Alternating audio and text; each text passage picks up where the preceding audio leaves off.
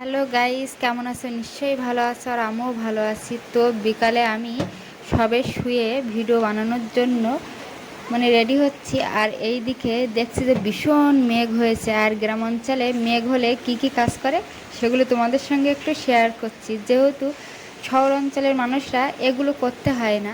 তো গ্রাম অঞ্চলে থাকলে আমাদের তো এই কাজগুলো অবশ্যই করতে হবে বৃষ্টি আসার আগে।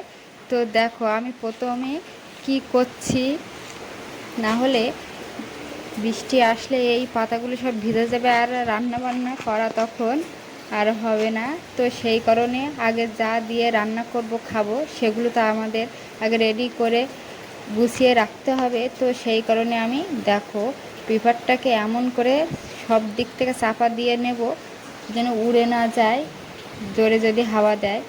তো বর্ষা হবে কি না বুঝতে পারছি না, কিন্তু ভীষণ মেঘ করেছে। আর এদিকে কিন্তু বর্ষার একটা হওয়ারও সম্ভাবনা আছে।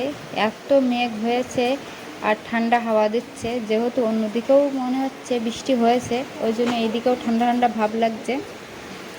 তো দেখো আমাদের পেয়ারা গাছে এবার কিন্তু ভীষণ পেয়ারা হয়েছে। অন্যবারে অল্প হয়েছিল আর আমার মেয়েরা মানে যেই একটা দুটো হয়েছিল তো খুব খুশি হয়েছিল খাওয়ার জন্য।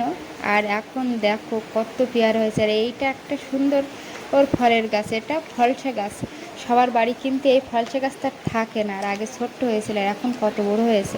এইবার কিন্তু ফলসা গাছে অতটা ফল ধরেনি, অল্প ফল হয়েছে। আর এটা পেকে গেলে টকটক লাগে, নুন দিয়ে খেলে খুব ভালো লাগে। আমার তো ভালো লাগে, কার কি ভালো লাগে জানি না। তো এই ঘরে দেখো আমি মুরগিগুলো বাইরের থেকে তুলে দিয়েছি, দিয়ে এখন এই যে ঘরটা ঢেকে দিচ্ছি, না হলে যদি জোরে হাওয়া দেয় আর বৃষ্টি আসলে হাওয়া দিলে তখন ছিটি এসে ওদের ভিজে যাবে গাগুলো। আর দেখো যদি বৃষ্টি আসে এখানে তো থালা বাসনগুলো রাখা যাবে না, সব ভিজে একাকার হয়ে যাবে। তো এইগুলো আমি গুটিয়ে ঘরের দিকে কোথায় রাখছি সেটাও তোমাদের দেখাবো।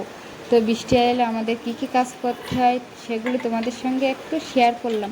মনে করলাম যে কি ভিডিও বানাবো, তো মনে করলাম যে এইগুলোই তোমাদের সঙ্গে একটু শেয়ার করি। তো দেখো আমি কিন্তু এই সাইডে বোতলগুলো রেখেছি আর এই সাইডে থালা বাসনগুলো ওখান থেকে শুকিয়ে তুলে তারপরে এখানে কিন্তু উপর করে রাখি। তো দেখো এবার আমার মেয়ে কিন্তু এইদিকে ভিডিও করে দিচ্ছে আর লাইটটা জ্বালিয়ে দিয়ে তারপর বলছে যে মা তুমি এবার ঠিকঠাক করে দেখা যাচ্ছে কিনা দেখছি। তো যেহেতু বৃষ্টি মেঘলা হয়ে গেছিলো আর অন্ধকার হয়ে গেছিলো, তাই লাইটটা একটু জ্বালিয়ে নিয়েছি। আর এই দেখো এখানে এসে আমার চোখে পড়ে গেল দরজাটা তো ভালো করে জানলাটা ছিটকানিটা আটকানো হয়নি। আর যদি এখান থেকে বৃষ্টি আসে তো মিটকেসটা পুরো তো ভিজে যাবে। তো সেই কারণে জানলাগুলো আমি আটকে দিয়েছি। আর বলতে না বলতে দেখো বর্ষাও চলে আসছে, আর কত বর্ষা দেখো হচ্ছে। তো যদি এর আগে আমি এই কাজগুলো রেডি করে না নিতাম তাহলে পুরো এখন ভিজতে হতো আর আমার রেডি করতে হতো। তো কার কার এরকম বৃষ্টি দেখতে ভালো লাগে দেখো। আর আমার তো ভীষণই ভালো লাগে বৃষ্টি এলে, মনে হয় যে বৃষ্টিতে একটু ভিজে আনন্দ করি।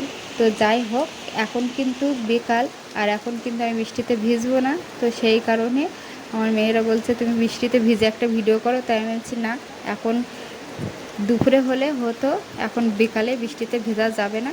তো আমার এই বৃষ্টির ভিডিও তোমাদের কেমন লেগেছে, মেঘের ভিডিও কেমন লেগেছে অবশ্যই কমেন্টে জানাবে।